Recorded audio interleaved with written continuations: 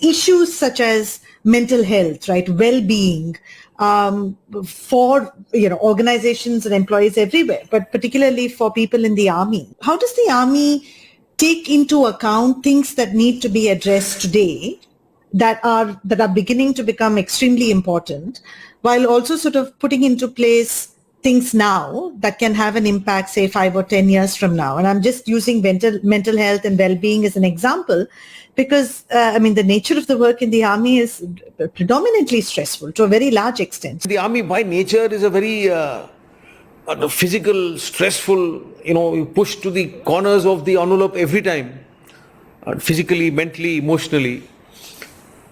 So what we've done is we've strengthened the old institutions that we had.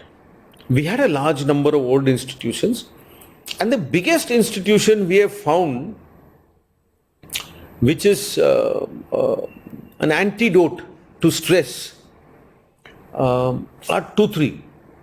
First is physical fitness. We've generally found that a physically fit body is a physically fit mind, in a generic sense. Second thing we found is recreation.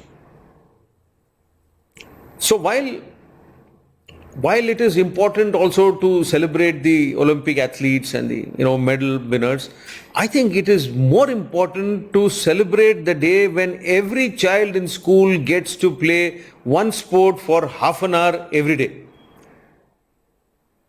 And that sport, please, cannot be Ludo.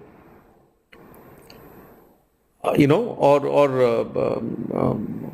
wordscape, or whatever it may be on the phone.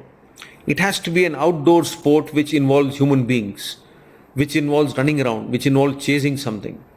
So that is something we've realized. The third thing we realized is the power of intra-team communication. Wherein if there's a team of 10 people, and if you were to graphically plot it, there must be at any point in time at least 30 conversations happening. Either one-to-one or lateral or parallel or multi-directional or group conversations must be happening. The other thing we've realized is the power of fun, of group fun. When there is a lot of laughter around an activity, there is a lot of de-stressing that takes place. The second last thing we found is religious or spiritual solace. So we've discovered the power of using these Sarv Dharm Sthal, it's called in the army. So we don't have a mandir or a masjid or a church, we have a Sarv Dharm Sthal. So it's a building which houses all the gods. And everybody can go there and worship. And it's free. And nobody will ask you for a 10 rupee archana ticket or whatever it is. You can just walk in and pray by your own. And we found these as great stress busters. And last but not the least is an ability to be able to communicate with the hierarchy in multiple forms.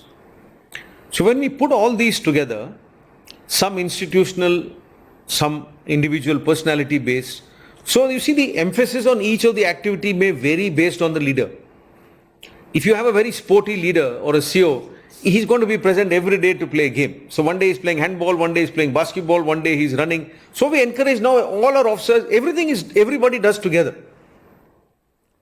So there is conversation that is happening even during fitness. And things like that. So the weightage to each factor may vary, but the sum total kind of remains the same. Now these have made a big difference.